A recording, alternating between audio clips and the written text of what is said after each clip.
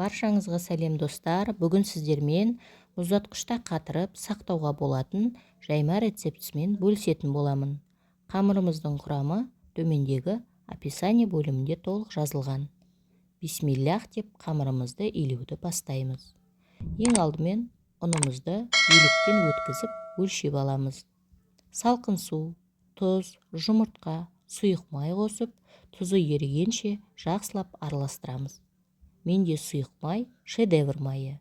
Міндетті түрде салқын су пайдаланамыз.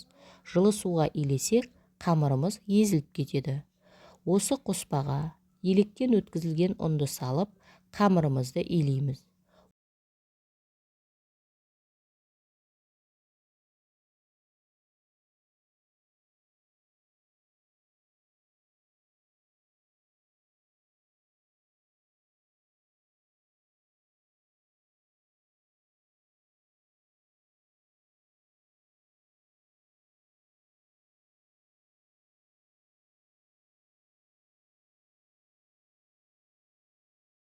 Он 15 минуттай толық иінін қандырып илеп аламыз.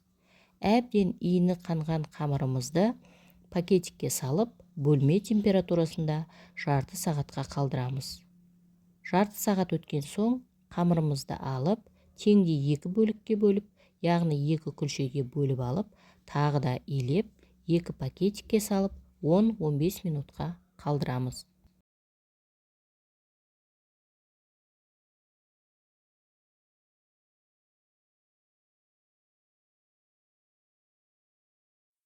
Содан соң күлшемізді алып, бірден оқтаумен жайып кетпейміз.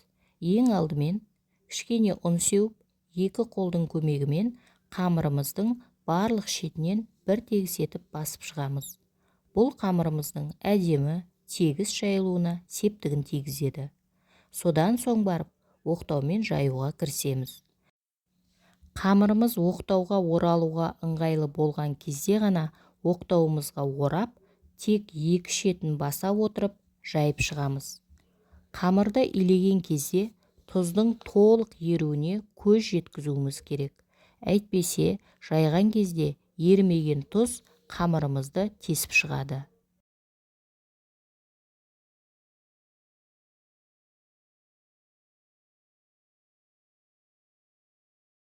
Міне, қамырымыз осылай бір тегіс етіп жайылды.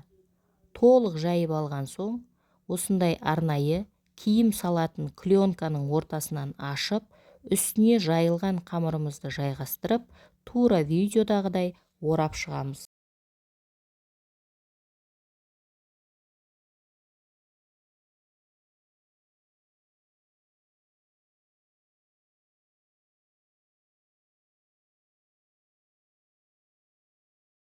Дайын жаймамызды мұздатқышқа қатыруға жібереміз.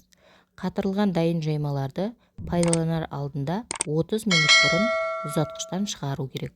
Мұз күйінде ашуға болмайды, себебі қамырымыз сынып кетеді. Дәл осы күйінде 2-3 аптаға дейін сақтауға болады. Міндетті түрде жасап көріңіз, пайдаңызға жарасын. Сіздермен болған Шекер.